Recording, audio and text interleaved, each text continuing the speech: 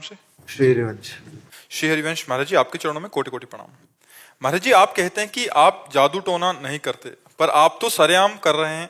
जो एक बार आपको देख ले, सुन ले, दोबारा देखना यहाँ सुने बिना रह ही नहीं सकता। ये जादू ही तो है महाराज जी। ये किस प्रकार का? ये हमारे ठाकुर जी का जादू है। ले, जिनसे हम मिले भी नहीं उनका भी परिवर्तन हो रहा, जिनको हम जानते भी नहीं वो दिल से प्यार करते हैं क्योंकि दिखाई देता है ना। तो ये जादू ठाकुर जी का है। जो सही बात है बाबा। हाँ, तो मैं मेरा नंबर आया तो मैंने सोची कि बाबा से प्रश्न करूंगा बहुत सारे, लेकिन अब तो मैं देख लियो तो कोई प्रश्न बचो ही नहीं। ये ठाकुर जी का है नहीं। हम अलग सी शक्ति को एहसास है वो भगवान की शक्ति, भगवान का कृपा प्रसाद। जैसे बहुत से भाई लोग आके कहते हैं आप स्वप्न में हमारे आए, आप ऐसा किए, तो हम जब तो गए होते तो हमें पता होता ना। हमारे ठाकुर जी रूप धारण करते हैं, स्वप्न में जाते हैं, उनको उपदेश करते हैं। ये सारा खेल करें करावें आप सब, और जने बड़ाई दे करते ठाकुर जी हैं, और बड़ाई दास को मिलती है। ये उनकी महानता है, ये ठाकुर जी सब करते हैं। अर्चना जी। श्री हरिवंश महाराज जी। महाराज जी दंडवत प्रणाम। महाराज जी, गृहस्थों के लिए आपके विचार उच्च कोटि के हैं। एक प्रश्न ये है कि क्या हमारा भी लीला में प्रवेश संभव है? संसार में अब किसी से जी रुचता नहीं है। लीला में प्रवेश के लिए हमें अधिकार चाहिए। देखो, जैसे भारतीय नागरिक हम हैं, लेकिन हम राष्ट्रपति के नजदीक पहुंचे, इसके लिए हमें आवश्यकता और योग्यता दोनों दर्शानी पड़ेगी कि हमारी आवश्यकता है कि मिलना ही है, और योग्यता हमें दर्शानी पड़ेगी, क्योंकि कारण पुष्ट होगा तो हम योग्य हो जाएंगे। कारण पुष्ट होने पर योग्यता अधिकार अपने आप मिल जाता है। अगर कारण कमजोर हुआ तो योग्यता नहीं होगी, उसमें कारण पुष्टता होनी चाहिए। तो ऐसे ही हम भगवान की दिव्य लीला में प्रवेश पा जाए, तो इसके लिए कारण पुष्ट होना चाहिए। आपका भजन, भजन ही सब जगह पहुंचाता है। भजन न होए संग बिनु, भजन बिना नहीं प्रेम, चिन्हू भजन न छाड़िए, धरिए या ध्रुव नेम। यदि हम निरंतर नाम जप कर रहे हैं तो हमें कभी कभी रोना आने लगेगा प्रभु के प्रति, और वो रोना धीरे धीरे प्रेम में बदल जाएगा, और वो प्रेम धीरे धीरे इतनी प्रबल आसक्ति में बदल जाएगा कि हम उनके चिंतन के बिना, उनके नजदीकी अनुभव किए बिना रह नहीं सकते।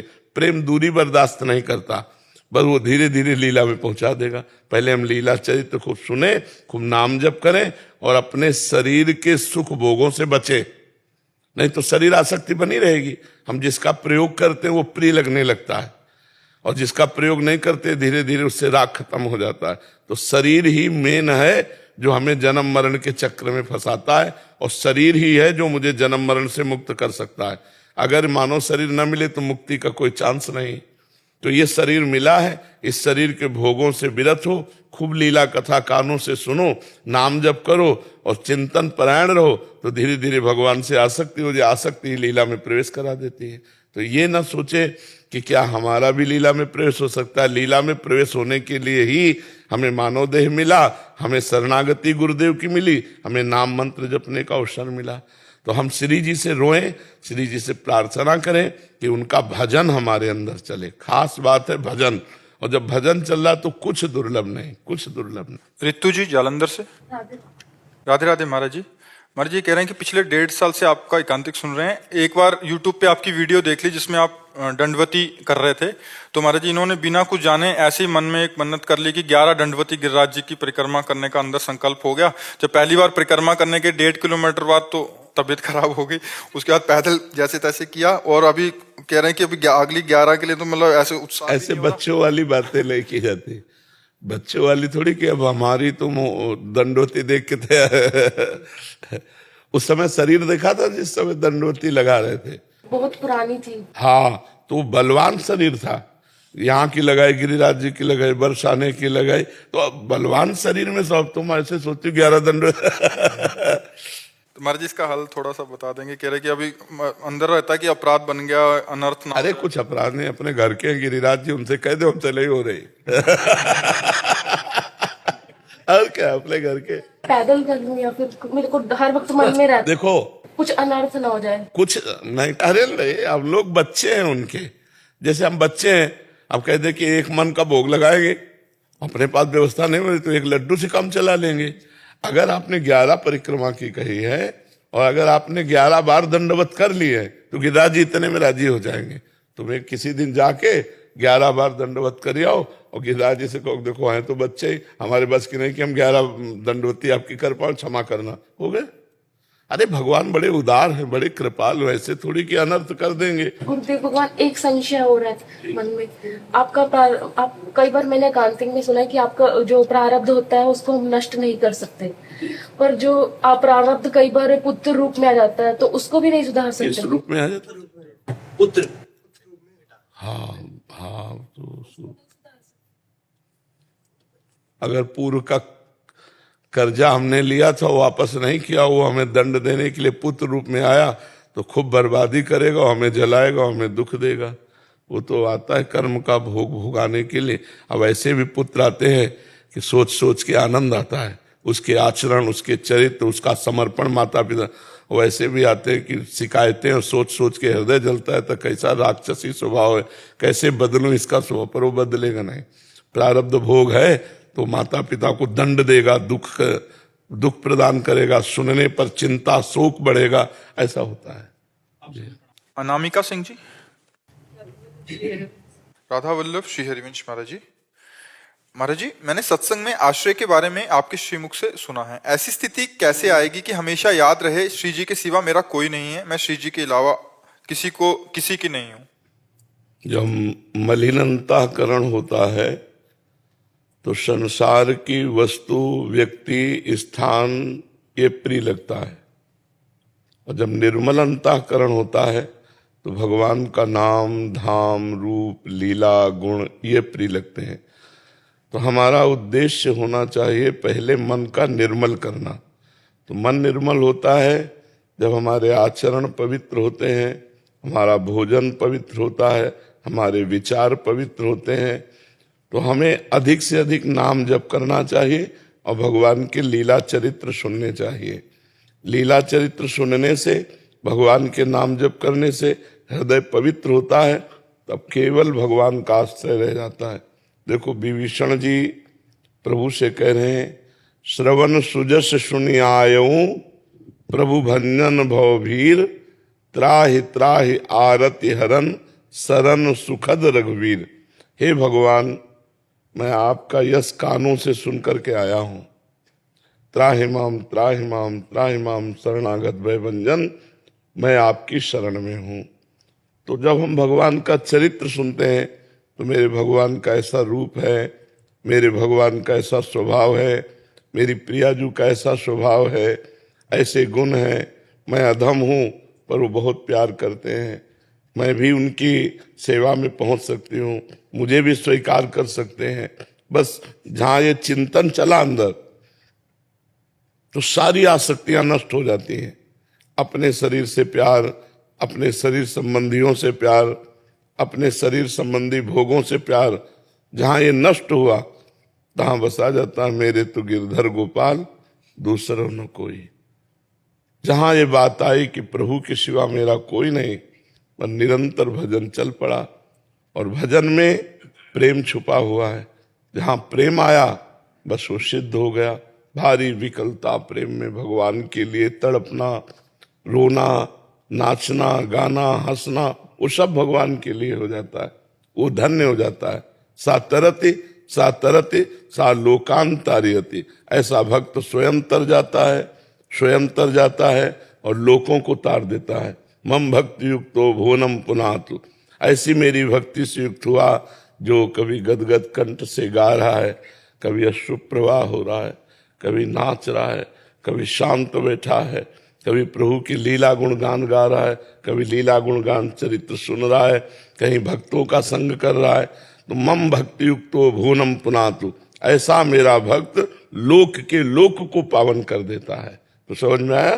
खूब नाम जप करो, पवित्र भोजन करो, पवित्र आचरण करो, भगवत चिंतन करो, तो भगवद आश्रय प्रकट हो जाएगा जी। गोपाल दास जी, मध्य प्रदेश। महाराज जी, आपके चरणों में साष्टांग दंडवत प्रणाम। महाराज जी, नाम कब कहाँ छूटता है, इसका अनुभव कैसे हो? क्यों भाई, ये तो आपका बहुत अजीब प्रश्न है। कब और कहाँ कैसे छूटता है हम बताएं कि आप बताओगे? नहीं, वो छूटता है लेकिन अनुभव नहीं हो पा रहा। जब हम भोजन पा रहे हैं तो हमें पता है कि नाम चल रहा है कि नहीं चल रहा है। हम जब बात कर रहे हैं तो हमें पता है कि हमारा नाम छूटा कि नहीं छूटा। किस जगह छूटता है ये हमें पता होना चाहिए ना, हमारा नाम किस जगह छूटता है, कौन सी प्रिय वस्तु ऐसी आ जाती है, प्रिय व्यक्ति आ जाता है, प्रिय समाज ऐसा आ जाता है जो भगवान के नाम से भी बढ़कर प्रिय हो जाता है, तभी तो छूटेगा। नाम तभी छूटेगा जब नाम से बढ़कर कोई प्रिय लगने लगेगा। तो अभी सब कुछ नाम से बढ़कर प्रिय लगता है, जब सबसे बढ़कर नाम प्रिय लगेगा तब नहीं छूटेगा। इन स्थानों पर ध्यान दो, किसी से मिलने के समय, अच्छा भोजन पाने के समय, जब हम बातचीत करते हैं तब छूटने का, या हम कोई तन्मयता पूर्वक काम करते हैं तो काम करते समय छूट जाता है। वो जगह पकड़ो जहां जहां छूट जाता है, वहां बीच बीच में नाम जप कर लो और उस कर्म को भी भगवान को समर्पित कर दो तो नाम चलने लगेगा। पहले लंबे समय तक ऐसा अभ्यास करो। जी। जीवन में दैन्यता कैसे आए? जब अहंकार का नाश हो जाता है। भक्तों के चरित्र पढ़ो, जब हम महान महान भक्तों के चरित्र पढ़ते हैं तो अपनी भक्ति का भी अहंकार नष्ट हो जाता है कि कहाँ मेरी जरा सी भक्ति राई के समान और कहाँ इनकी भक्ति पहाड़ के समान। तो हमारा अहंकार जब अहंकार गलित होने लगता है तो सब में भगवान का भाव होता है। जब सब में भगवान का भाव आता है तो अपने में दैन्य भाव आ जाता है, और जब दैन्य भाव आ जाता है तो भगवान का लाडला भक्त बन जाता है। यही दरबार दीन को आदर रीत सदा चली आई। भगवान के दरबार में सदैव दैन्यता का ही आदर है, अहंकार का तिरस्कार है। दैन्यता, ये दैन्यता भगवान की कृपा से आती है, पर इसका साधन विशेष है भक्तों के चरित्र सुनना, भक्तों की चरण रज माथे पे लगाना और भक्तों की बातें मानना। इससे हमारे अंदर दैन्यता आ जाएगी। भक्त संग से सब अहंकार का नाश हो जाता है। तिनकी संगति रहत जाति कुल मद सब नंसई, संतत सेवक सदा भजत जे श्री हरिवंशई। जो हा हरि ला राधा व वृंदावन सा सहचरी, जो वृंदावन में विराजमान सहचरियों के मध्य में श्यामा श्याम के रात दिन भजन में लगे हैं, ऐसे रसिक महापुरुषों की चरण रज, ऐसे रसिक महापुरुषों का संग, ऐसे रसिक महापुरुषों का आदेश उपदेश हमारे हृदय में दैन्यता प्रकट कर देता है, अहंकार का नाश करके। तो भक्त संग, भक्त चरित्र, भक्त चरण रज, भक्त चरणामृत, भक्त उच्छिष्टामृत, यही साधन है जिससे हमारे हृदय में दैन्यता आ जाए। मनीष त्यागी जी गाजियाबाद से। राधे राधे। महाराज जी आपके चरणों में कोटि कोटि प्रणाम। महाराज जी आपके द्वारा बताए गए सत्संग में मैं रोज सुनता हूं और उस पर चलने का प्रयास भी करता हूं। महाराज जी आपके बताए एक प्रकरण में श्री कृष्ण जी कहते हैं कि जो मेरा भक्त है मैं उसे विषाद नहीं होने देता, और उसी की पूर्ति हेतु उन्होंने अर्जुन जी को गीता का उपदेश देकर विषाद मुक्त किया। महाराज जी ऐसे ही क्या श्री कृष्ण जी इस कलयुग में मुझे कितना कर्म शेष रह गया है बताएंगे? गुरु जी इसके लिए मुझे क्या करना होगा? कर्म शेष की बात नहीं सोचनी है। जो वर्तमान में समय है उसे कृष्ण चिंतन में लगाओ। मन मना भव मद भक्तो माद्यानि माम नमस्कुरु, भगवान कह रहे। उपदेश देने मात्र से विषाद नहीं गया है। भगवान कह रहे मय्यो मन आधत्स्व मयि बुद्धिम निवेश है, मेरे में मन लगा दे, मेरे में बुद्धि लगा दे तो मेरे में ही निवास करेगा, अर्थात भगवदानंद में रहेगा। केवल उपदेश सुन लेने से विषाद नहीं जाता है, साधन करना पड़ता है, भगवत चिंतन करना पड़ता है। गीता जी अर्जुन को उपदेश नहीं की, अर्जुन को निमित्त बना के हमें उपदेश किया, क्योंकि अर्जुन तो भगवान के नित्य पार्षद है, नित्य जन है, जिनकी जहाँ जूतियां रखी वहाँ भगवान बैठे हैं। तो अर्जुन कोई दूसरे थोड़े, वही नर नारायण का अवतार है, भगवान के अवतार है। भगवान ने अर्जुन को निमित्त बनाकर हमें उपदेश किया। जब तक अभी मान लो आप उपदेश सुन लिए, यहाँ से निकले, चिंतन नहीं किया, नाम जप नहीं किया, मनन नहीं किया, तो ये उपदेश वर्तमान में इसी समय तक आपको आनंद देगा। अगर चिंतन मनन नहीं किया तो बाहर विषाद हो ही जाएगा, क्योंकि द्वंदात्मक संसार है, कभी मान कभी अपमान, कभी लाभ कभी हानि, कभी जय कभी पराजय। तो जय में हर्षित हो जाएंगे, पराजय में शोकित हो जाएंगे, लाभ में सुखी हो जाएंगे, हानि में दुखी हो जाएंगे। तो दुखी होना, शोकित होना, यही तो विषाद को प्रकट करता है। तो हमारा चिंतन सदैव उपदेश के अनुसार बना रहे। चिंतन कैसा? भगवान का चिंतन। अनन्यस चिंतयन्तो माम, भगवान कह रहे मेरा चिंतन निरंतर कर। अगर निरंतर चिंतन करोगे तो विषाद की गुंजाइश ही नहीं है। जब हमारा चिंतन जाएगा संसार में तब हर्ष और शोक होता है, और जब चिंतन भगवान में तो आनंद और प्रसन्नता होती है। जब अखंड आनंद है, अखंड प्रसन्नता है, तो विषाद के प्रवेश करने की गुंजाइश ही नहीं। तो भगवान उपदेश कर रहे हैं, अनन्य चेता सततम यो माम स्मरत नित्य सा, जो मेरा अनन्य भाव से निरंतर चिंतन करता है, तो यहाँ शोक दुख विषाद की गुंजाइश ही नहीं। मैं निरंतर नाम जप करूं, भगवान का चिंतन करूं, भगवान के गुणों का, लीला का, स्वभाव का चिंतन करूं, तो विषाद की कोई गुंजाइश नहीं है। अति आनंद हृदय में जब हम भगवान के चरणों का चिंतन करते हैं, नाम का चिंतन, तो वास्तविक आनंद आता है। जब भोगों का चिंतन करते हैं तो वो सुख जैसा लगता है, पर सुख होता नहीं, वो आनंद नहीं है। सुख जैसा लगता है, जिसे हम सुख समझते हैं, ये सुख नहीं, दुख का स्वरूप है। दुख योनया भगवान ने कहा है, और हम उसे सुख समझते हैं। दुख योनया, इसी से दुख प्रकट होता है। अगर हम विषयों को ना भोगे, हम विषयों से निर्लिप्त रहें, तो दुख नाम की चीजें नहीं आएगी। दुख आती ही विषय भोगों से है, क्योंकि दिखाई देता है आनंद जैसा, होता नहीं है। तो आनंद है भगवान में, विषाद है संसार के चिंतन में।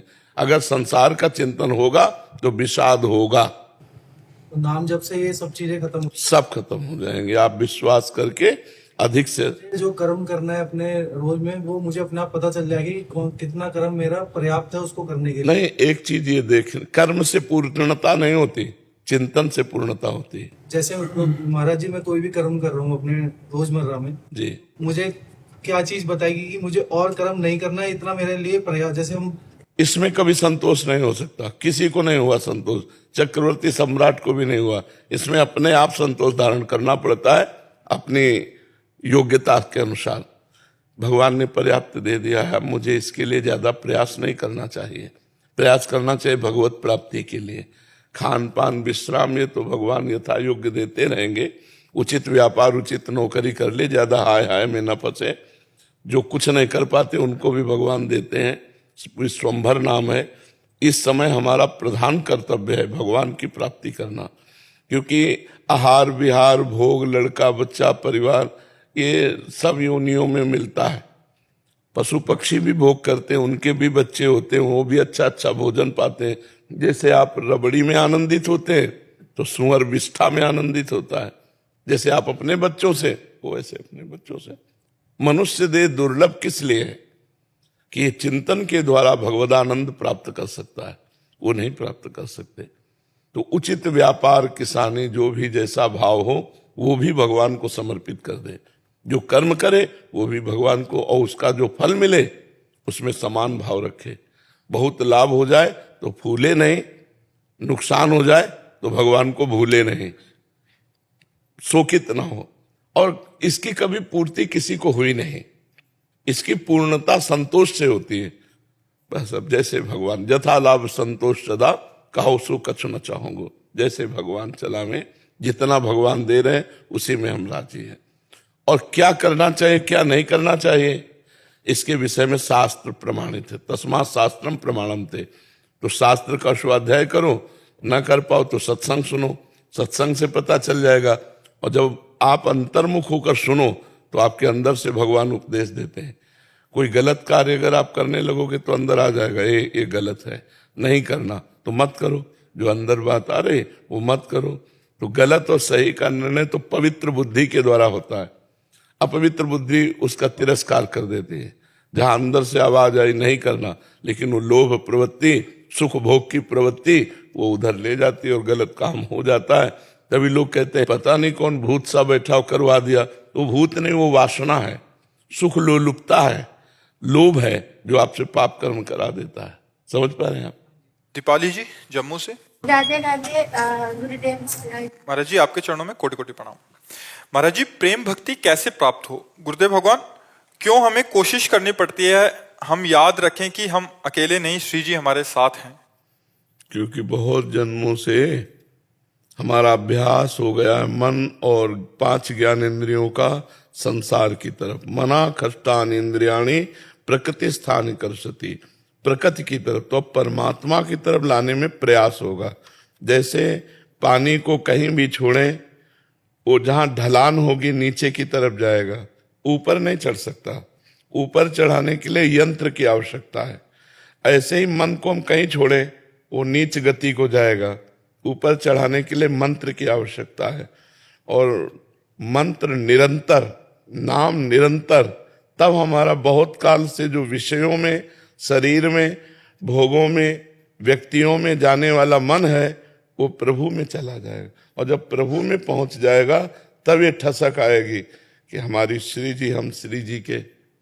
अभी तो देखो हमारे बहुत सी कामनाएं हैं, बहुत से भोग हैं, इसीलिए हम ये नहीं कह पाते कि हृदय से कि हम श्री जी के, श्री जी हमारी, हम श्यामा श्याम के, श्यामा श्याम हमारे। तो आप क्या करें, अब साधना करें। बिना साधना के ये बात नहीं बनेगी। तो नवधा भक्ति के द्वारा प्रेम भक्ति की प्राप्ति होती है। भागवत में नवधा भक्ति का वर्णन है। श्रवणम, कीर्तनम, विष्णु स्मरणम, पाद सेवनम, अर्चनम, वंदनम, दास्यम, सख्य, आत्मनिवेदनम। ये 9 प्रकार की। आत्मनिवेदन के बाद प्रेम प्रकट होता है। अगर हम भगवान की लीला कथा सुने, उन्हीं के नाम कीर्तन करें, लीला कथा का कीर्तन करें, जप करें, उसी का स्मरण करें, अर्चन, बंदन, दास्य, सख्य, आत्मसमर्पण केवल प्रभु के प्रति करें, तो हमारा प्रेम हो जाएगा। नवधा भक्ति के द्वारा ही हम प्रेम लक्षणा 10धा भक्ति को प्राप्त करते हैं। और जब प्रेम प्राप्त हो जाता है तो फिर प्रयास नहीं करना पड़ता। फिर जैसे विषयी पुरुष स्वयं विषय का चिंतन स्वाभाविक करता है, ऐसे ही होने लगता है प्रिया प्रीतम का चिंतन। और प्रिया प्रीतम का चिंतन होने लगता है तो उसकी दशा बदल जाती है। छिन छिन रुदन करंत, छिन गावत आनंद भरी, छिन छिन हाहर हसंत, ये जो कृपा हरिवंश की। छिन छिन बिहरत संग, छिन छिन निरखत प्रेम भरी, छिन जस कहत अभंग, ये जो कृपा हरिवंश की। थोड़ी थोड़ी देर में याद करके प्रभु को रोने लगता है। कभी प्रभु को अपने सामने देखकर नाचने लगता है, कभी उनके रिझाने के लिए गाने लगता है। ये दशाएं उसके हृदय में आने लगती है जब प्रेम भक्ति है। और फिर वो अपने प्रभु को संग देखता है। छिन छिन बिहरत संग, वो देखता है प्रिया प्रीतम हमारे साथ चल रहे हैं, और उनके यश का गान करके, नाच गा के हर समय वहां आनंद में डूबता रहता है। जो प्रेमी जन, उसे किसी व्यक्ति, वस्तु, समाज, कहीं कोई आसक्ति नहीं रह जाती। पर इसके लिए लंबे समय तक साधना करनी पड़ती है। अपने चरित्र पवित्र रखे, जो हमारे आचरण हैं वो गंदे ना होने पावे, हमारा भोजन सात्विक हो, बिना भगवान को अर्पित किए हुए भोग ना पावे, खूब नाम जप करें, खूब कथा सुने, हर समय पवित्र रहें, तो हमें भगवत प्रेम रूपी प्रसाद प्राप्त हो जाएगा। और प्रेम से ही सानिध्य का अनुभव होगा। तो हमें कहना नहीं पड़ेगा कि हम श्री जी के, श्री जी हमारी। ये हमें अनुभव में आएगा कि हम श्री जी के, श्री जी हमारी। शांत शर्मा जी ऑस्ट्रेलिया से। राधा वल्लभ गुरुदेव। महाराज जी आपके चरणों में कोटि कोटि प्रणाम। गुरुदेव भगवान, मैं पहले शिव जी महाकाल जी का भक्त था, परंतु लगभग 2 साल पहले यूट्यूब के माध्यम से आपसे जुड़ा और जिंदगी में पहली बार लगा कि आप ही मेरे गुरुदेव हैं। मैं यही सोचता था कि शिव जी ही मेरे गुरु हैं, परंतु आपने कहा कि बस राधा राधा नाम से सब हो जाएगा। तब से मैंने राधा नाम जपना शुरू किया, परंतु अब बहुत असमंजस में हूं कि शिव जी या राधा जी को लेकर बहुत व्याकुल हूं कि ना मैं शिव जी का हो पा रहा हूं, ना मैं राधा जी का हो पा रहा हूं। तो शिव जी ही तो राधा नाम के दाता है, उन्होंने तो राधा नाम दिया है। हम शिव पार्षद ही हैं, विश्वनाथ जी के शरणागत रहे, विश्वनाथ जी की आराधना हुई। आज भी हम देखो प्रिया प्रीतम की सेवा में है, लेकिन हमारा अगर दूर से देखो तो त्रिपुंड अगर तो शिव पार्षद नजर आएंगे। तो ये मान लो कि शिव रूपी गुरु ने राधा नाम रूपी रस हमको दिया, तो संशय नहीं रह जाएगा, परेशानी नहीं रह जाएगी। गुरु शिव है, शिव ही गुरु है, कभी जीव गुरु थोड़ी हो सकता है, शिव ही गुरु होता है। तो मान लो कि शिव और सर्वत्र शिव है, तो शिव रूपी गुरु ने हमको राधा नाम रूपी अमृत दान किया, तो संशय नहीं रह जाएगा। जब शिव गुरु हैं और गुरु ने राधा नाम दिया, तो फिर उसमें संशय क्या रह जाएगा? गुरु के वचनों में संशय थोड़ी होता है। तो ये तुम अभी जो 2 मान रहे हो कि राधा नाम अलग और शिव जी अलग, और श्री जी को गुरु मानते थे, अब श्री जी को कैसे माने? तो शिव जी ही श्री जी है और श्री जी ही शिव जी है। बिल्कुल भ्रम मत रखना, है ना। और गुरु रूपी शिव ने, शिव रूपी गुरु ने हमें राधा नाम अमृत दिया। बस निहाल हो जाओ। यही चाहिए था कि आप एक नाम दे दो। हाँ, राधा राधा राधा, खूब मस्त रहो, खूब जपो, अच्छे आचरण वाले बनो, दूसरों का उपकार करो और नाम जप करो, इसी से सब हो जाएगा। सूरज शर्मा जी धौलपुर से। राधा वल्लभ श्री हरिवंश महाराज जी, गुरुदेव भगवान, हमारा परिवार द्वारा वर्षों से शंकर भगवान की पूजा की जा रही है। श्री महादेव मंदिर की पूर्व से सेवा प्रदान की हुई है। पारिवारिक जन त्रिपुंड स्वरूप लगाने के लिए दबाव बनाते हैं। मंदिर की सेवा भी करनी है, अपने स्वरूप को भी बचाए रखना है। गुरुदेव भगवान, ऐसे में उपाय बताएं। तो शिव जी इससे ज्यादा प्रसन्न होंगे। हनुमान जी रूप में शिव जी तो राम जी के चरण पकड़े बैठे हैं, नहीं बैठे? शिव जी के माथे पे जो गंगा जी है वो क्या है? भगवान श्री हरि का चरणामृत है। गांगम वारि मनोहारि मुरारि चरणच्युतम त्रिपुरार शिरश्चारि पापापहारि पुनातुमाम। गांगम वारि, जो गंगा जी है वो क्या है? मुरारि चरणच्युतम, भगवान श्री कृष्ण का चरणामृत है। तो महादेव जी दृष्टि से भी रोक सकते थे गंगा जी को, लेकिन सर झुका दिया, जटा खोल दी और पूरी गंगा जी को जटा कटा संभ्रमम भ्रमण नीलम पर निर्झरी विलोलवी चिवल्लरी विराजमान मूर्धनी। तो हमें ऐसा कैसे? शिव आराधना के फल से तो तिलक मिला है, भगवान के दासत्व का, श्री जी के दास, इससे महादेव जी और प्रसन्न होंगे। गुरुदेव, उन्हीं के आश्रय से सब कुछ मिला। हाँ, वर्षों से पूजा है। बिल्कुल बिल्कुल। लेकिन जो हमारे परिवार के चाचा, अज्ञानियों की बात थोड़ी माननी चाहिए। जा पर कृपा न करें पुरारी सो न पाओ मुनि। तुम लोग तो क्या जल चढ़ा देते होगे, फूल माला चढ़ा देते होगे, 10-5 मिनट आधा घंटा बैठ जाते होगे, पूरा रात दिन जीवन शंकर जी को दिए हुए थे, तब ये मिला है। आप क्या समझते हैं? जा पर कृपा न करें पुरारी सो न पाओ मुनि भगत। हमारे घाटों में पड़े रहते थे केवल उन्हीं के सहारे, रात दिन केवल उन्हीं का चिंतन, तब फल मिला वृंदावन धाम प्रिया प्रीतम के चरणों की आराधना। श्यामा श्याम के चरणों की प्रीति ऐसे थोड़ी मिल जाती है। सुभाष वैरागी जी रामनगर जी। राधा वल्लभ श्री हरिवंश गुरु जी। महाराज जी, आपके चरणों में कोटि कोटि प्रणाम। महाराज जी, आप कह रहे हैं कि इनके गांव में एक मंदिर है, वहां एक संत भगवान रहते हैं जो पूरा साल बाहर नहीं निकलते, कुटिया में ही भजन करते हैं। साल तक पूजा पाठ करने के बाद जब वो कुटिया से बाहर निकलते हैं, शौच स्नान रात को उठते हैं जी लेट, रात्रि में करते होंगे शौच स्नान। हाँ, कुटिया से बाहर निकलते तो पागल वाला रूप बना लेते हैं, किसी से पैसे छीन लेते हैं तो किसी दूसरे को दे देते हैं, ना उनके पास कुछ फोन मकान कुछ अपना नहीं। संतों की अलग अलग रहनी है। ये मार्गदर्शन चाहते हैं कि वो किस कोटि के संत हैं। देखो, साल 2 साल में पागल सा रूप बना लेते हैं जी, जैसे नगर नाड़ना, सबको गाली देना, जो कुछ बोलते हैं वो सच हो जाता है। हाँ, ऐसे संतों के ऐसे लक्षण पाए गए हैं। कुछ ऐसे संत होते हैं जो आचार्य कोटि के होते हैं। आचार्य कोटि का आपको एक एक आचरण शास्त्र सम्मत मिलेगा, बिल्कुल आपको सब कुछ समझ में आएगा।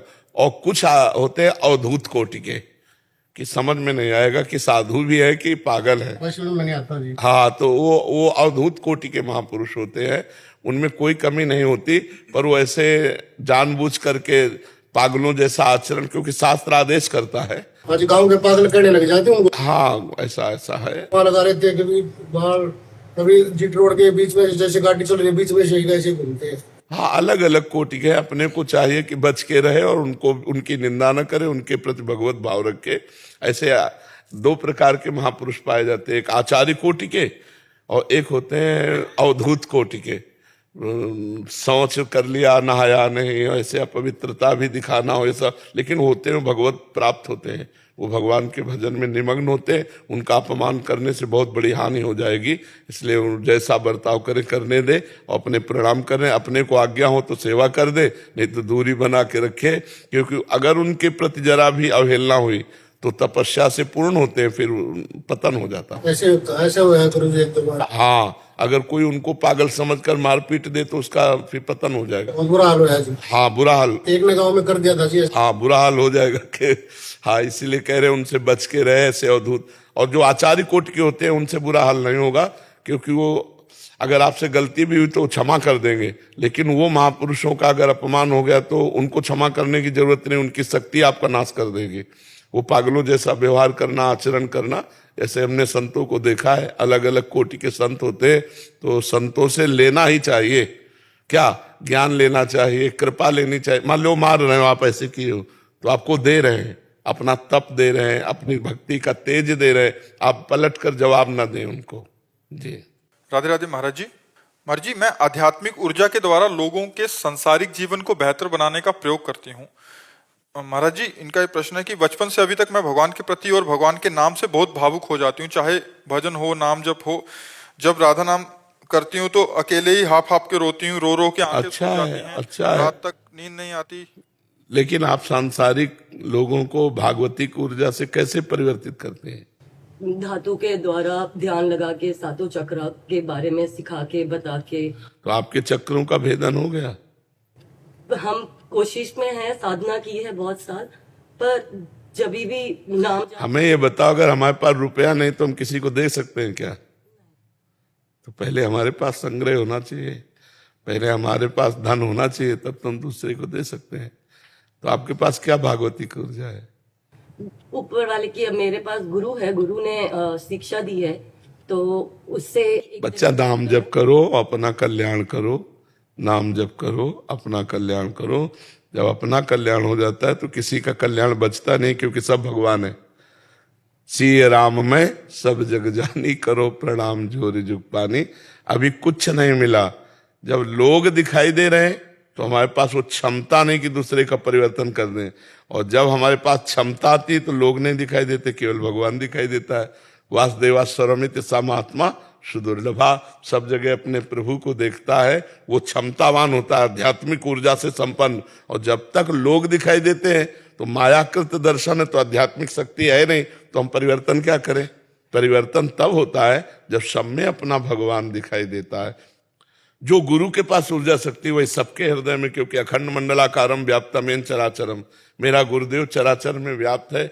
जब सबके हृदय में भगवान है, सब भगवान के जन हैं, तो पूरा पावर जो तुम्हारे अंदर वही सबके अंदर है। तो हम क्या करते हैं कि अपने गुरुजनों से प्राप्त ज्ञान की बात हम सलाह दे सकते हैं, बस। हम इसलिए नहीं कह रहे कि हम आपको नीचा दिखा रहे, हम आपके इस भ्रम को हटाना चाहते हैं कि कोई ऊर्जा शक्ति नहीं है। हम दूसरे का सहयोग तन मन वचन से करें, यही ऊर्जा शक्ति हमें परमात्मा ने दी है कि हम वचन के द्वारा आपको सलाह दे सकते हैं, शरीर के द्वारा आपका सहयोग कर सकते हैं, मन से हम भावना बना सकते हैं, आप सुखी रहो, आप स्वस्थ रहो, आपकी बुद्धि पवित्र रहे। मैं जैसे रज लगा के जाता हूँ ऑफिस, जैसे मैंने आपके बताए हुए, तो मेरे को ना काफी रज लगाने के बाद अपने आप को बहुत अच्छा लगता है। मैं ब्रह्ममुहूर्त में उठ के पूजा करता हूँ, ध्यान करता हूँ। तो अब जैसे मैं ऑफिस जाता हूँ तो मुझे ये जानना है कि अब वहां पर आपने जैसे बताया कि हम अपने भाव को हमें अंदर ही रखना है। तो जैसे बोलते हैं कि अरे तुम तो ये लगाया, तुमने तो ठीक है, तो मैं उसको छुपाऊं, मैं हटा सकता हूँ उसको, या फिर मुझे छुपाना है? जैसे अब मैं वहां जा रहा हूँ ऑफिस में, तो वहां 4 लोग पूछ रहे हैं कि अच्छा ये तो मतलब तुम तो बहुत पूजा पाठी वाले हो गए हो, तो जैसे मेरे को अपने अंदर को छुपाना है, उसको मुझे नहीं प्रकट कर। वैसे इसमें क्या बुरी बात है? नहीं, मेरे लिए कोई बुरी बात नहीं। देखो, आप देखो, बड़े बड़े ऑफिसर ऐसे हैं जो तिलक लगा के जाते हैं, और यही तो आपको कहेंगे कि बड़े भगत बनते हो, मतलब भगवान से जोड़ेंगे। बुराई तो नहीं की। क्या वो लोग शराब पीना छुपाते हैं? क्या वो गंदी बातें छुपाते हैं? उसे गर्व से पीते हैं? नहीं पीते हैं, और उसे वो सबके बीच में पीते हैं। तो आप भगवान का नाम और भगवान की भक्ति क्यों छुपाएं? इस विषय में नहीं, वो छुपाने का मतलब है कि आप कितना नाम जप करते हैं, हाँ, आप क्या क्या करते हैं, ये आपको बताने की जरूरत नहीं है। लेकिन हम जैसे तिलक लगाए तो हमारे भगवान का दासत्व है। तिलक लगा लिया को, तो जैसे मैंने पूरा यहाँ लगा लिया जी, तो कोई कुछ नहीं। ये ठीक है। जैसे ये लगाया ना तिलक, तो ऐसे अब जैसे बहुत नॉर्मल लगा हुआ है, पर लगा भी है और ऐसा है। अब इसमें यही कोई कहेगा कि तुम भक्ति करते हो क्या, बस चुप रहे, कोई उत्तर नहीं दिया। ऐसे कोई उपहास कर रहा, देखो अब तो बड़े भगत बन गए, तो कोई बुरा तो नहीं बोला, भगवान से हमारा संबंध है, उसी को कह रहे हैं कि भगवान के भगत हैं।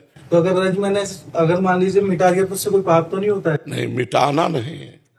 लग गया तो गर्दन कटवा सकते, मिटा नहीं सकते। बस यही मुझे जानना। सम्राट अकबर ने यही आदेश किया था, तो मधुकर शाह जी ने ऊपर का कपड़ा भी हटा करके 12 तिलक लगा के गए थे, और जब कहा मेरा फरमान नहीं सुना तो तलवार खींच ली और कहा यह अनंत मुल्कों के बादशाह का दासत्व है, तू एक मुल्क का बादशाह है, अगर इसके मिटाने की ताकत रखता तो पहले तो उनका वाह भाई वाह वाह, अच्छे तिलक तो आप ही निकले जो अपनी निष्ठा में, नहीं तो और सब मिटार के गए थे।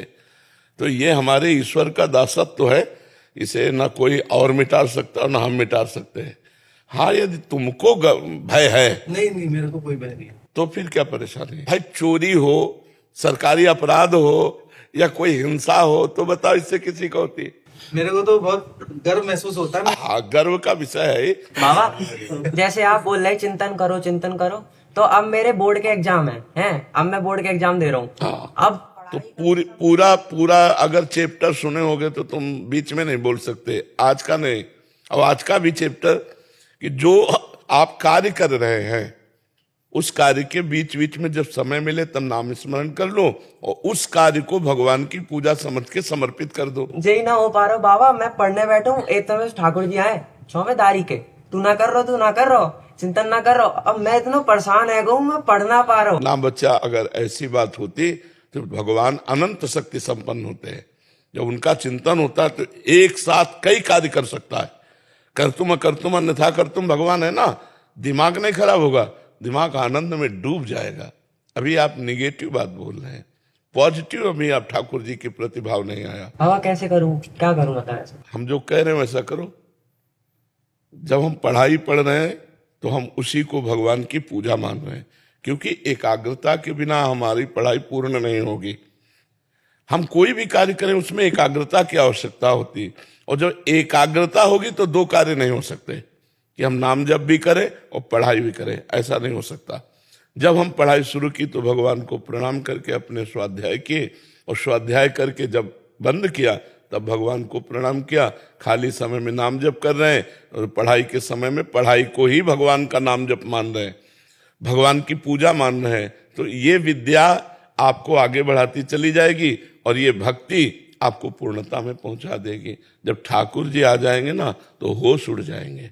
अभी होश है, जब होश उड़ जाए तो उसे ठाकुर जी को मानो कि ठाकुर जी आए हैं, है नहीं। अभी बातें करना अलग बात है, जब वो आएंगे तो पी मूरत नैनन वसै ते रस रहाय समाए, वो नेत्र में बस जाते हैं।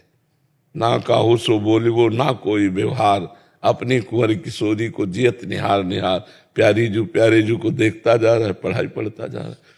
अगर ऐसा हो कि भक्ति करने वाला अन्य कार्य कोई कर नहीं सकता तो चक्रवर्ती सम्राट अम्बरीश जी के सामने महान तपस्वी दुर्वासा जी परास्त हो गए, उनकी भक्ति सर्वश्रेष्ठ हुई। और चक्रवर्ती सम्राट पद अपने घर का पूरा भार तो ढोना मुश्किल होता है, पूरे सम्राट पद मतलब हजारों राजाओं के ऊपर बैठा हुआ जो होता है वो बादशाह होता है, वो सम्राट होता है। अम्बरीश जी बादशाह थे, सम्राट पद में थे और भगवान के अनन्य भक्त थे। तो ऐसे भक्त थे कि सुदर्शन चक्र उनकी रक्षा में रहता था। तो हम लोग लिखा राधा, फिर लिखा राधा, कोई चैप्टर पढ़ रहे फिर राधा, बड़ा आनंद आएगा। आप देखना, दिमाग थोड़ी खराब होगा। दिमाग खराब होता भोगों का चिंतन करने से, दिमाग खराब होता दूसरे का धन छीनने का चिंतन करने से, दूसरे की हानि सोचने से दिमाग खराब होता है। भगवान का चिंतन करने से दिमाग अच्छा होता है, नहीं? हाँ, अच्छे से चलो चलो। महाराज जी 15 महीने से नाम जप कर रहा हूँ, बस आपका आज्ञा लेना था। आप खूब जप करो। अरे बड़े सब मेरा बुरा आदत छूट गया। हाँ, बहुत बहुत अच्छे आदमी हो, बढ़िया है, खूब नाम जप। को महाराज जी वहाँ जम्मू कश्मीर में ड्यूटी करता हूँ तो वहाँ इतना माइनस में हो जाता है, नहा नहीं पाते हैं रोज जी से। जरूरी नहीं है नहाने के, इसीलिए नाम जप करो। टीका लगा लेता हूँ, रज लगा लेता हूँ थोड़ा सा, और चरणारविंद पी लेता हूँ। बहुत बहुत बहुत बढ़िया है। बहुत घर के लोग भी नाम। तुम भारतीय सैनिक को तुम्हारा प्रधान कर्तव्य है राष्ट्र आपका दर्शन करके जाते, आप बहुत सम्मान करते हैं हम लोग का। और आप बहुत सम्मान करते हैं। सुरभि पंचोली जी ऑस्ट्रेलिया से। जय श्री श्री हरिवंश महाराज जी पूज्य श्री भाई जी की अतुल संपत्ति है, सब में भगवान को देखना, भगवत कृपा पर अटूट विश्वास, भगवत नाम का अनंत आश्रय। महाराज जी मेरा प्रश्न है कि सब में भगवान कैसे देखें, संसार में रहते हुए जब किसी को सत्कार्य और परहित करते देखते हैं। देखो, कोई सवाल जब हल नहीं होता था, जब हम विद्यार्थी थे तो मानी संख्या से शुरू कर दिया जाता था कि मानी संख्या 1 तो सवाल हल हो जाता था। मानी संख्या गुरुदेव भगवान, यहाँ से सवाल हल होगा। मानी संख्या आपने गुरु का वर्ण किया तो गुरुदेव भगवान को परब्रह्म परमात्मा मानो। गुरुर् ब्रह्मा गुरुर् विष्णु गुरुर्देव महेश्वरा गुरु साक्षात परब्रह्म तस्मै श्री गुरुवे नमः। और वो परब्रह्म परमात्मा जो हमको आदेश किए हैं कि ये नाम जप करो, ये मंत्र जप करो, हम उसका जप करें, हम वैसे चलें जैसे वो हमको आचरण बताएं, पवित्र आचरण। तो हमारे अंदर पहले खुद भगवान दिखाई दे, तब हम दूसरे में भगवान देख सकते हैं। जब हम अपने हृदय में भगवान नहीं देखेंगे तो दूसरे हृदय में हमें भगवान नहीं दिखाई देंगे। अपने हृदय में काम है तो सारा जगत काम ही नजर आएगा, अपने हृदय में राम है तो सारा जगत राम नजर आएगा। देखो गोस्वामी जी कह रहे हैं, जड़ चेतन जग जीव जत सकल राम मैं जानी, बंदों सबके पद कमल सदा जोरी जुगपान। बोले जड़ चेतन जितना है सब भगवान श्री राम है, इसलिए मैं जड़ चेतन को हाथ जोड़ करके प्रणाम करता हूं। क्यों? क्योंकि उनके हृदय में श्री राम है, गोपी जनों के हृदय में श्याम है। जो जित देखो तित श्याममयी है, वो जिधर दृष्टि डालती हैं लाडले ललित त्रिभंगी लालजू महाराज सर्वत्र दिखाई देते हैं। जो ज्ञानी पुरुष है उसको जब ब्रह्मानुभूति होती है तो जा चारों तरफ जब दृष्टि डालता है तो सर्वम खलमिदम ब्रह्म ने नानास्ति किंचन, ब्रह्म के सिवा कोई किंचन मात्र भी नहीं है। ईशावास्यमिदम सर्वम यत् किंचे जगत्याम जगत, ईश्वर के सिवा एक कण भी जगत में ऐसा नहीं है जहां ईश्वर ना हो। तो सर्वत्र भगवान है, पर हमने अभी तक जो नानात्व देखा, स्त्री पुरुष जड़ चैतन्य अच्छा बुरा, वही हमारे अंदर संस्कार भरे हुए हैं, वही हमें दिखाई दे रहा है। अगर हम अंदर से भागवतिक दृष्टि प्राप्त कर लें तो हमें सर्वत्र भगवान दिखाई देने लगे। तो एक जगह मानी संख्या गुरुदेव भगवान, अब वहां संशय न करे। वो हमसे बोले राम जपो तो राम जपो, कृष्ण जपो तो कृष्ण जपो। जैसे आपका स्त्री शरीर है तो हो सकता है कि जहां अपने गुरुदेव भगवान माने हैं सब ब्रह्म प्राप्त तो नहीं होते। हमारी मानी संख्या गुरुदेव ब्रह्म, जैसे हम पाषाण में भगवान को मानते हैं, काष्ठ में भगवान को मानते हैं, चित्र में भगवान को मानते हैं, तो हम किसी चैतन्य में चलते फिरते में, संत भाव में, भगवत भाव में, ब्रह्म भाव में हम उनको अपना गुरुदेव मान लेते हैं। पर शब्द महाराज जी के कारण लगाया। महाराज जी ने अभी निवेदन किया, जिनको भगवत प्राप्ति नहीं हुई है, अगर हम ऐसे संतों को गुरुदेव भगवान के रूप में मानते हैं तो हमें दूरी बनाना पड़ेगा। क्योंकि जो भगवत प्राप्त है वो भगवान के सिवा कुछ नहीं देखते, वो भगवान में ही रमण करते हैं, भगवान में ही संतुष्ट रहते हैं। और जो भगवान से तृप्त रहते हैं, नहीं स्वात्मा रामम विषय मृग तृष्णाम भ्रमयति, वो आत्माराम पुरुष कभी विषय मृग तृष्णा में भ्रमित नहीं हो सकते। लेकिन जो वहां तक नहीं पहुंचा है और शिष्य बनाने लगा है और शिष्य अपने लोग बन गए हैं, और हमें ऐसा नजर आता है कि जो होना चाहिए वो हमें आचरणों में नहीं दिखाई दे रहा, तो हम ब्रह्म भाव करके उनसे दूरी बना करके और उनके द्वारा दिए हुए नाम और गुरु मंत्र का जप करें तो हमारे हृदय में धीरे धीरे पवित्र भाव आएंगे, हम सर्वत्र भगवान देख पाएंगे। और यदि हम उनसे ज्यादा लगाव कर बैठे और उनके आचरणों में दोष दर्शन, उनके आचरणों में दोष क्रिया, तो जहां मानी संख्या थी वहीं हमारा भाव बिगड़ गया, तो अब हमारा कहीं भगवत भाव नहीं बन पाएगा। तो हमें चाहिए कि जहां भाव बिगड़ रहा हो वहां से हट जाना चाहिए, दूरी बना लेनी चाहिए। जैसे स्त्री शरीर है तो हम कई बार प्रार्थना की है कि हम जहां देखें कि हमारे भगवान, दृष्टि से पता चल जाता है, भगवान ने दृष्टि दी है माताओं बहनों को कि हम जैसा आपकी तरफ देखेंगे तो आपको एक सेकंड में पता चल जाएगा। इतना तो पता चल ही जाता, नहीं चला जाता। अगर हम आपकी तरफ देख रहे हैं तो प्यार का भाव, क्रोध का भाव, दोष का भाव वो दर्शन में आता है। तो यदि ऐसा कहीं दर्शन आने लगे कि जिनसे हम जुड़े हैं वो भगवान के आनंद में मस्त न रहकर विषय आनंद की तरफ आकर्षण होते हैं, इसका मतलब कच्चा है, अभी पक्का नहीं हुआ। तो कच्चे से हम अपने आप को दूरी बना लें, कभी उन पर अश्रद्धा न करें, पर दूरी बनाकर हम भजन करें। उनसे दूरी बनाने से दोष दर्शन नहीं होगा, दूरी बनाने से वैष्णव अपराध नहीं लगेगा। तो ये हम सबको ध्यान रखना है कि गुरु बनाया जाता है सिर्फ भगवान की प्राप्ति के लिए, ना कि वो कोई सांसारिक संबंध होता है। गुरु का कर्तव्य है शिष्य को उत्तम शास्त्रीय विधान के अनुसार आदेश करे और शिष्य का कर्तव्य है प्राणपण से अपने गुरुदेव का आदेश पालन करे। पर यदि कहीं गुरुदेव शिष्य को शास्त्र विरुद्ध आचरण के लिए आदेश करे तो कदापि नहीं मानना चाहिए।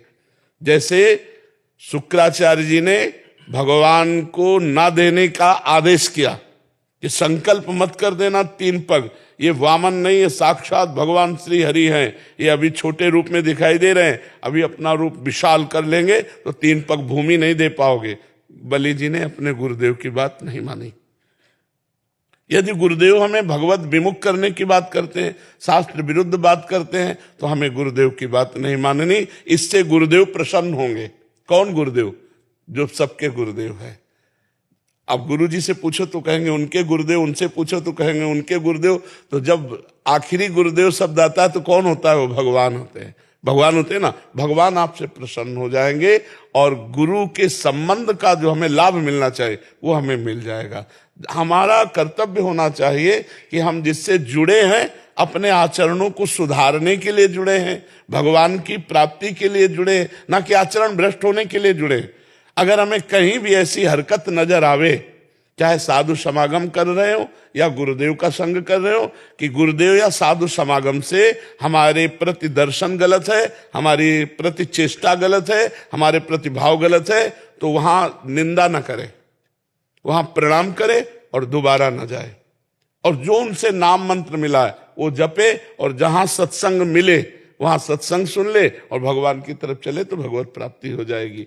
एक जगह हमारा भगवत भाव हो जाए तो वही धीरे धीरे विस्तार को प्राप्त हो जाता है। और सर्वत्र भगवत बुद्धि, सर्वत्र भगवत बुद्धि, भगवान पे दृढ़ विश्वास, निरंतर नाम जप, इससे बड़ा क्या हो सकता है? इससे बड़ा क्या हो सकता है? जो हर समय भगवान की कृपा का अनुभव करता रहता है कि मेरे ऊपर भगवान की बड़ी कृपा है, और नाम जप करता रहता है शरीर से, मन से, वाणी से भगवान की शरण में, उसे भगवत प्राप्ति ऐसे हो जाती है जैसे बाप की प्रॉपर्टी पर पुत्र का अधिकार हो जाता है, जैसे पिता की संपत्ति पर स्वयं अधिकार पुत्र का हो जाता है। ऐसे वो परम पद का अधिकारी हो जाता है जो हर समय भगवान की कृपा का अनुभव करता है, नाम जप करता है, शरीर मन वाणी से शरणागत, दुख सुख को समान भाव से सह लेता है। वो परम पद का अधिकारी ऐसे हो जाता है जैसे पिता की संपत्ति पर पुत्र का अधिकार हो जाता है।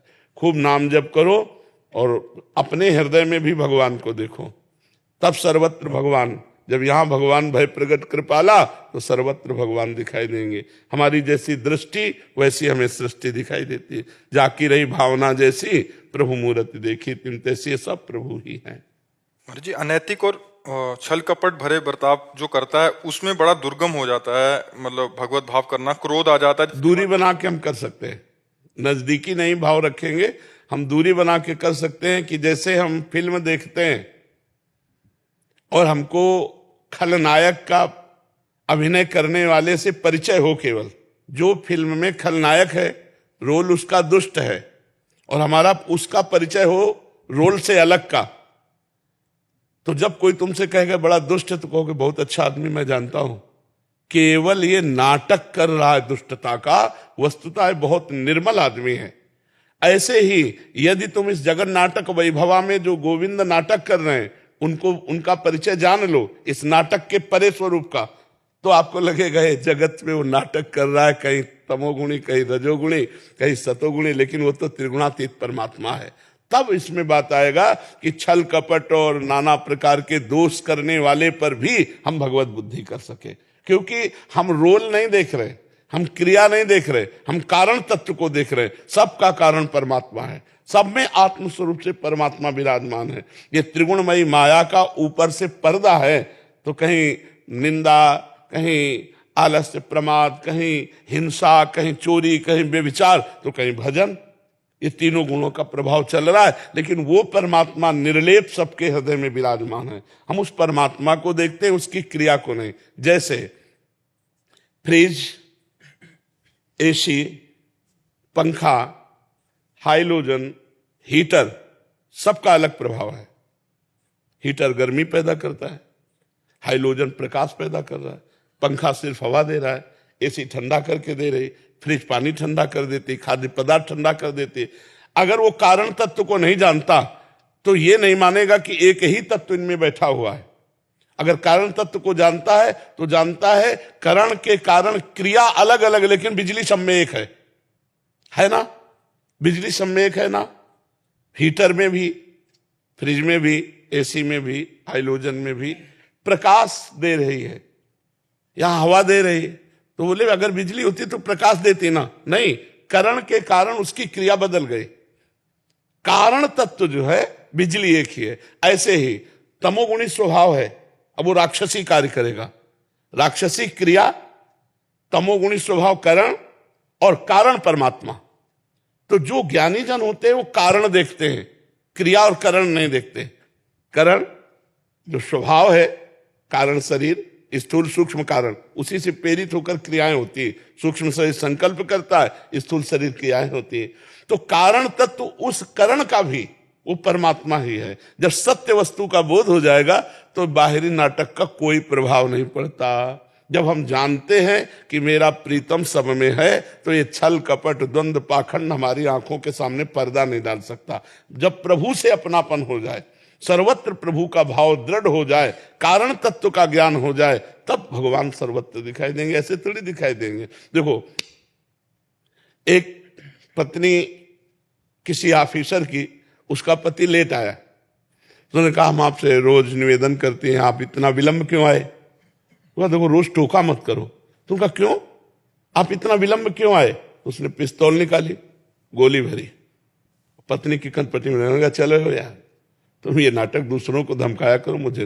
बोले क्यों, गोली असली है, पिस्तौल असली है? बोले मुझे पता है तुम मेरे प्रीतम हो, तुम मुझे मार नहीं सकते हो। उसको पता है कि मेरे प्रीतम हो। जैसे नरसिंह भगवान रूप में आए, सब डर गए, लेकिन प्रहलाद जी को पता है मेरे प्रीतम आए, उनको डर नहीं लगा।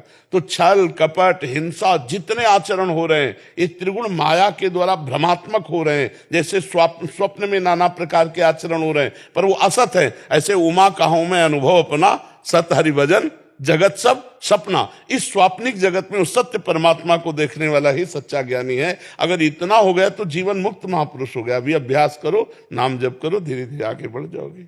निवेदन हो थोड़ा सा दुकान, मतलब घर तो गोपेश्वर पे ही है हमारा, बिहारी जी पे दुकान भी है। तो लोग बाग जो हरी तुलसी की माला पहन के आए, बिहारी जी तो ऐसे लूटे जैसे, वैसे ऐसे लेना चाहे, लूट लें ठीक है।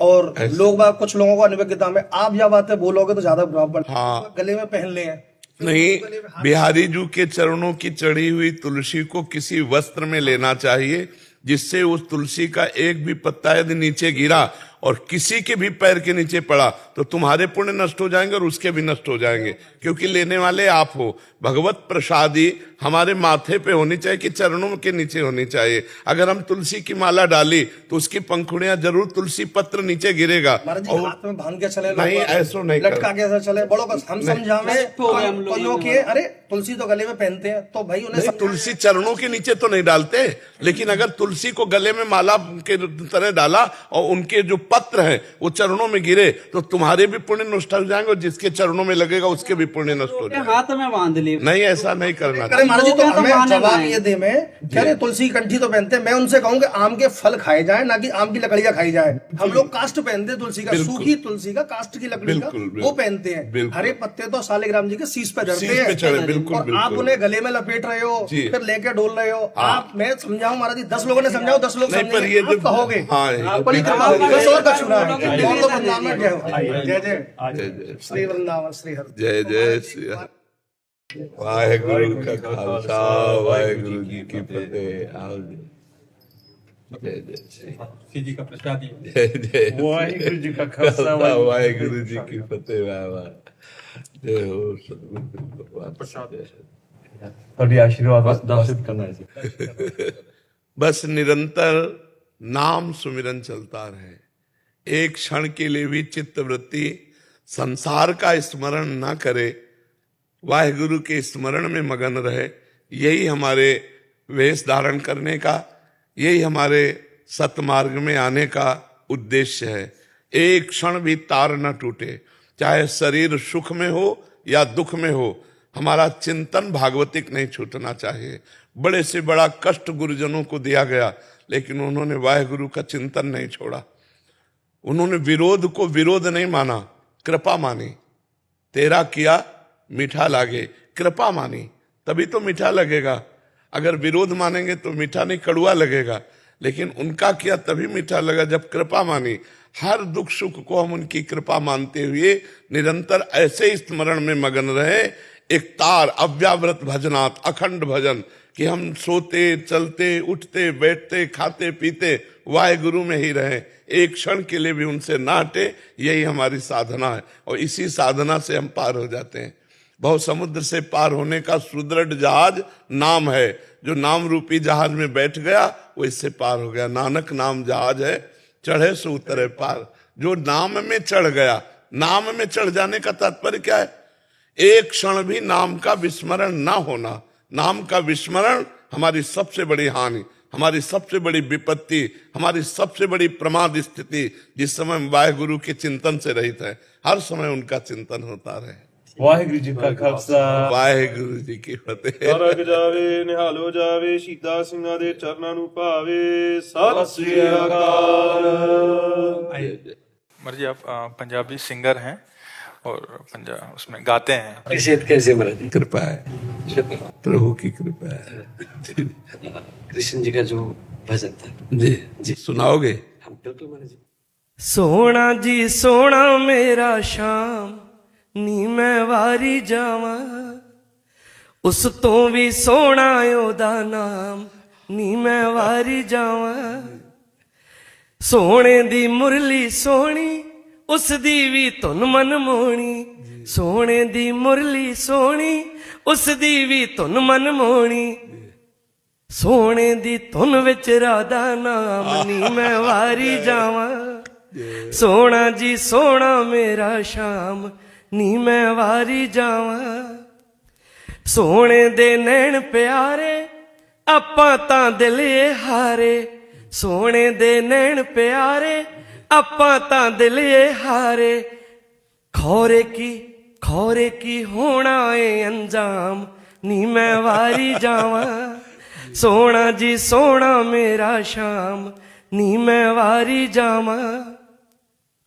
सोने दे संगी सोने तेरे रंग रंगी सोने, सोने दे संगी सोने तेरे रंग रंगी सोने।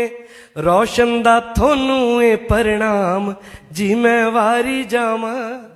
सोना जी सोना मेरा शाम नी मैं वारी जावा।